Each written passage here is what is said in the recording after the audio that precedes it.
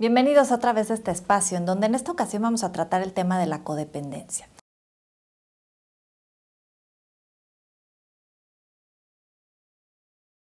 Pero para entender qué es esto de la codependencia va a ser importante poderlo diferenciar de los apegos tóxicos, que ya era un tema que habíamos tratado en algún blog anteriormente, en donde hablábamos de cómo los apegos tienen que ver con cómo vamos distribuyendo la energía dentro de nuestros vínculos. En ese blog, en esa ocasión, comentábamos que cuando yo quiero vincularme con el otro, necesito colocar energía en el otro.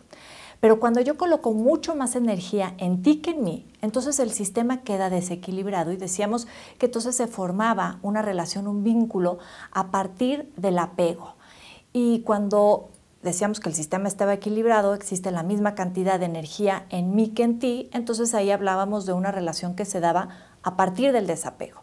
Bueno, ¿cuál es la diferencia entonces con la codependencia? En los apegos se pueden dar de forma unilateral o bilateral, es decir, de forma unilateral es que yo me siento apegado a ti. Esto quiere decir que yo siento que tú tienes la responsabilidad de suplirme todas estas carencias que en la vida yo he tenido. Y cuando se trata de un apego bilateral, quiere decir que tanto yo estoy apegado contigo como tú estás apegado conmigo. Y entonces se dan como estas responsabilidades cruzadas. Tú tienes la sensación de que yo tengo la responsabilidad de suplir tus carencias y yo estoy convencida y exijo de ti que tú entonces también cumplas con cubrir todas estas carencias que en la vida yo he tenido. Pero la codependencia es diferente. La codependencia tiene que ver con que una persona se encuentre apegado a alguien que a su vez esté apegado a algún tipo de conducta autodestructiva, como por ejemplo pueden ser el alcohol, las drogas, cuando el sexo se vuelve una adicción, conductas impulsivas como puede ser el juego, en fin, todas estas conductas que pueden atentar contra la integridad de una persona. Pero extrañamente el codependiente encuentra una gran seducción en este tipo de conducta, porque cuando ve a una persona autodestruyéndose a sí misma, ve también la oportunidad de poderla rescatar. El codependiente se autoafirma y le da un sentido a su existencia a partir de poder rescatar a los demás. Este codependiente dice: yo necesito que tú me necesites. Y entonces se vuelven de alguna manera unos expertos en controlar la conducta del otro, porque todo esto va en función a no me abandones. Si tú a mí me necesitas, si yo a ti te resuelvo, y te resuelvo en el sentido de que no tienes que asumir las consecuencias de tus actos, porque siempre el adicto, por supuesto que se va a tener que enfrentar a las consecuencias, pero hay esta parte en donde no quiere responsabilizarse de las consecuencias de su conducta destructiva, en donde se da cuenta que se hace daño a sí mismo, pero también su conducta puede estarle haciendo daño a un entorno de personas. Y el codependiente de alguna manera asume la responsabilidad de querer como resolver todo este batidillo en el cual de repente el adicto se puede ver inmerso, inmiscuido. Y entonces se vuelve a dar como una dinámica en donde decía yo que el codependiente se vuelve un gran controlador de la conducta del otro. Se obsesiona con querer controlar la conducta de los demás. Claro que lo hace de manera inconsciente y no se da cuenta y no advierte, digamos, como las herramientas que utiliza para entonces poder girar las cosas a su favor.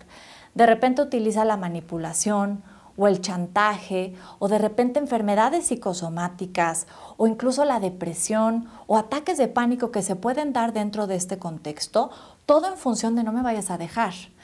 Y entonces esta manipulación que se da a partir de la conducta y hace entonces que se integre un vínculo de una manera muy tóxica. Pero lo que queremos ir comprendiendo es cómo se da esta dicotomía, porque a veces lo que sucede con el codependiente es que va a funcionar como un persecutor de la conducta, y lo hablábamos en este blog, en donde Andrea, que es nuestra personaje dentro del blog, está vinculada o se encuentra relacionada a una persona que tiene un problema con el alcohol, un alcohólico. Y entonces lo que sucedía es que Andrea de repente se podía convertir en una franca persecutora y le recriminaba su conducta y le achacaba todo lo que hacía y de alguna manera le aventaba en la cara el que no pudiera parar con esta conducta destructiva. Pero en aquellos momentos en los que este alcohólico o esta pareja suya se veía inmersa en la culpabilidad, porque esto sucede. También hablábamos de que en el caso del adicto al alcohol, el alcoholismo, porque vamos a ir hablando en el futuro de otro tipo de adicciones y se da una configuración diferente, pero en el caso del alcohólico lo que ocurre es que muchas veces la conducta no se sostiene simplemente por el hecho de tomar. Lo que sostiene la conducta del alcohólico es la culpa, es esto que ocurre, digamos, en la cruda. ¿Pero qué hice? ¿Pero qué dije? Pero es que hablé de más, pero es que no tuve que haberme tomado esta última copa. Toda esa culpabilidad, digamos, la cruda que vive el alcohólico, es lo que finalmente lo avienta a un castigo. Porque si yo he sido culpable de mis acciones, pues necesito castigarme. Y el castigo inconsciente al que se somete el alcohólico es la adicción. Por eso vuelve a tomar y se vuelve un círculo vicioso, digamos, esta conducta. Lo que sucede es que el codependiente, sin darse cuenta, en el momento en el que el adicto se puede encontrar acorralado en medio de toda esta culpabilidad, en ese momento, digamos, como que la balanza se mueve a su favor, porque entonces el codependiente se encuentra ahí con un gran poder, el poder de alguna manera de absolverte del error. Y entonces yo te perdono. Y te perdono y vamos a salir adelante y yo te creo y ya sé que vas a dejar de tomar y vamos a echarle ganas y está bien, te regalo otra oportunidad. Pero en ese momento el codependiente vive esta falsa autoafirmación en donde siente que las cosas se han movido a su favor y entonces en ese momento se convierte en esta figura del rescatador. Y entonces el codependiente va a fluctuar en estos dos, digamos, extremos del péndulo.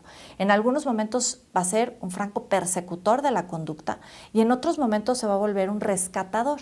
Y sucede aquí algo muy paradójico, porque el codependiente está convencido de que realmente está rescatando a la persona de su adicción, de que realmente tiene los elementos suficientes para poderla de alguna manera restablecer en una vida íntegra, en donde va a poder solventar su situación de adicción, etc. Y de lo que no se da cuenta es que el codependiente también lo que está provocando es que la conducta se sostenga, porque mientras el alcohólico o el adicto de alguna manera no asuma las consecuencias de sus acciones, pues no va a encontrar la necesidad de una franca recuperación, porque siempre va a encontrar a alguien que resuelva por él todas estas problemáticas que ha traído a consecuencia de su adicción. Y entonces lo paradójico es que el codependiente, lejos de rescatar al adicto, lo único que está provocando es aventarlo aún más a su propia destrucción. Ahora, aquí la pregunta que queremos contestar es cómo se da la configuración de un codependiente, qué es lo que tiene que ocurrir en la vida de una persona para que entonces se desarrolle este perfil de codependencia. Generalmente los codependientes tuvieron padres, ya sea mamá o papá, con una gran huella de abandono. Pero esta gran huella de abandono se tiene que de alguna manera solucionar, y lo pongo entre comillas porque no es una solución, es una defensa de alguna manera. Y una de las soluciones que encuentran estos padres de codependientes es construir un autoconcepto inflado como muchas de las opciones que se pudieron haber dado. Incluso el codependiente también sufrió de una gran huella de abandono, pero lo resuelve a través de una defensa diferente, que es un autoconcepto disminuido. Bueno, vamos a pensar en estos padres que a consecuencia de la huella de abandono lo que hacen entonces es resolverlo con esta defensa de un autoconcepto inflado. Pero vamos entonces a comprender aquí qué tiene que ver una huella de abandono con el autoconcepto inflado, cómo se relacionan estas dos vertientes. Cuando una persona crece con carencias y no tuvo afecto, apoyo, comprensión, placer, inspiración, conocimiento o reconocimiento, o lo tuvo pero de una manera muy desganada, es decir, la persona crece con francas carencias, entonces lo que necesita es resolverlo de alguna manera. Hay niños que crecen pensando, como es el caso del codependiente y un autoconcepto disminuido, yo no le importo a nadie. Yo no soy importante para nadie. Y este es el pensamiento que tienen a partir de vivir, digamos, esta indiferencia de sus padres o este abandono o este maltrato. Por el otro lado, existe la posibilidad de que se construya un pensamiento muy diferente, que es el yo no necesito de nadie. Yo soy lo suficientemente poderoso, grandioso, yo no necesito de nadie en la vida. Conmigo me basta y me sobra. Lo cual, de alguna manera, esto lo estoy tratando de exagerar, porque es un pensamiento que se torna muy egoísta, porque por supuesto que todos necesitamos de todos para poder incluso subsistir. Pero estas personas que crecen con este autoconcepto inflado, crecen, digamos, en este yo-yo. Es como en este chiste que de repente podemos ir a tener una cena, una reunión con personas que tienen un autoconcepto inflado y son estas personas que nos van a decir, bueno, ¿sabes qué? Ya, basta de hablar de mí. Vamos a hablar ahora de mi trabajo. O sea, todo es en función de ellos, es el yo, es estas personas que de repente sienten que de verdad son el ombligo del mundo. Y por supuesto que ya hemos hablado también en otros blogs, porque aquí se van a ir juntando muchos elementos, como incluso esta sensación de ser el ombligo del mundo los hace vivir en otros momentos tremenda culpabilidad. Lo hablábamos en el blog de las culpas, porque como todo es en función de mí, hasta las cosas que salen mal, también yo tengo la culpa. Bueno, todo esto es un autoconcepto inflado. Y lo que sucede es que estas personas con este autoconcepto inflado, estos padres, de repente tienen esta fantasía inconsciente de que en sus hijos por fin va a aparecer la posibilidad de alguna manera de reparar todo el sufrimiento al cual se han enfrentado en su vida. Porque, claro, si yo soy grandioso, voy a dar a luz a alguien grandioso. Y decíamos en el blog, es como la fantasía de dar a luz al Mesías. Hombre, no será el salvador del mundo, pero sí será el salvador de mi vida. Y de repente esta fantasía inconsciente cuando nace el hijo. Y el hijo, por supuesto, de alguna manera recibe esta información. Mi mamá o mi papá me tuvo para que yo los haga felices. Mi mamá o mi papá me tuvo para que yo los rescatara de todo el sufrimiento que han tenido en la vida. Y sin darse cuenta, entonces empiezan a ponerse en esa situación. Y decíamos en el caso de Andrea, en donde crece con una mamá que tuvo mucho sufrimiento por muchas situaciones, con su pareja, con los mismos hermanos, etcétera, y encontraba en Andrea y se lo decía a su mamá, Andrea, tú para mí eres un refugio. Claro, yo soy el refugio de mi mamá, yo soy quien la rescata, quien la hace feliz, quien la pone contenta. Y de alguna manera entonces empiezan a repetir eso en la vida, porque es entonces esta idea de, si yo rescato a mi mamá, ella me va a amar. Y el codependiente entonces empieza a construir este perfil a partir de la necesidad de autoafirmarse, de ser alguien importante, digamos, para estas personas con un autoconcepto inflado. Y aquí vamos llegando a esta parte importante.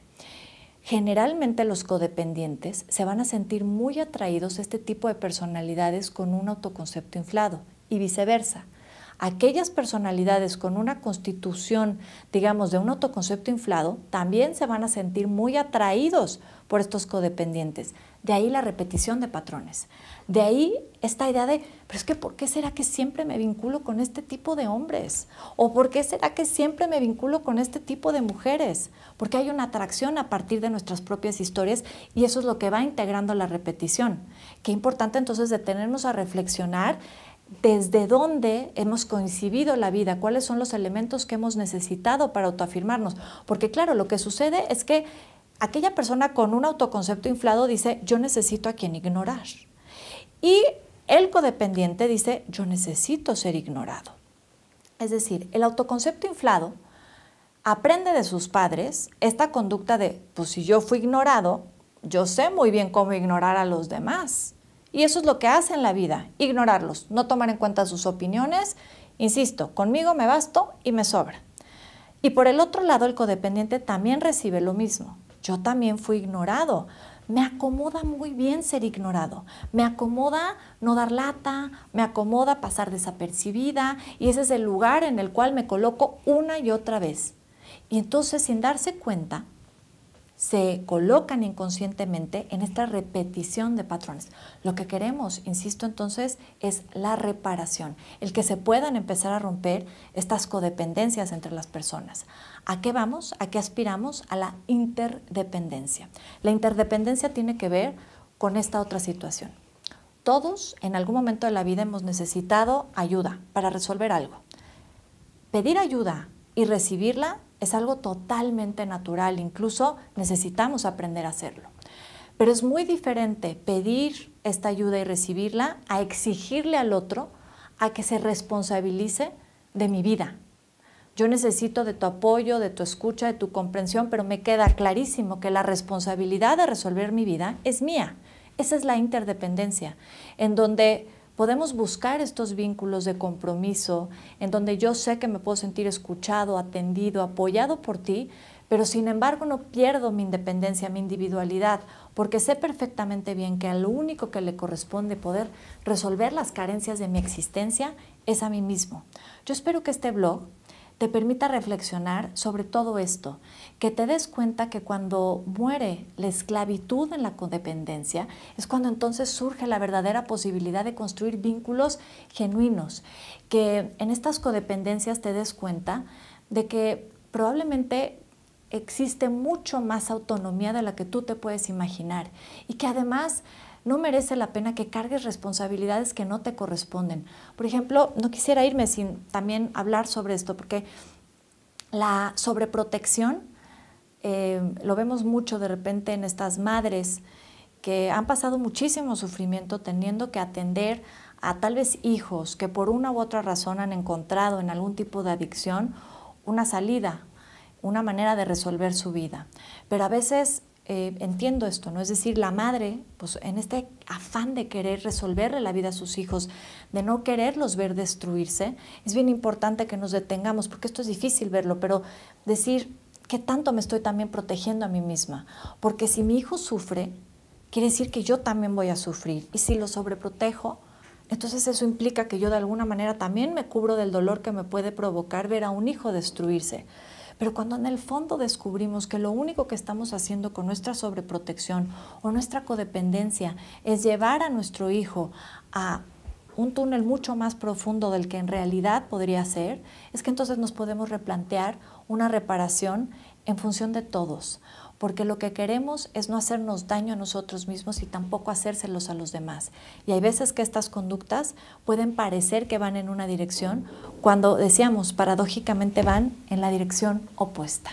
Antes de despedirme, te dejo estas preguntas de reflexión. De repente preguntarnos, ¿por qué necesito rescatar al otro? ¿Qué recibo de ahí? ¿Qué es lo que me da? ¿Cuál es la ganancia secundaria que de repente en la cual me he involucrado sin darme cuenta?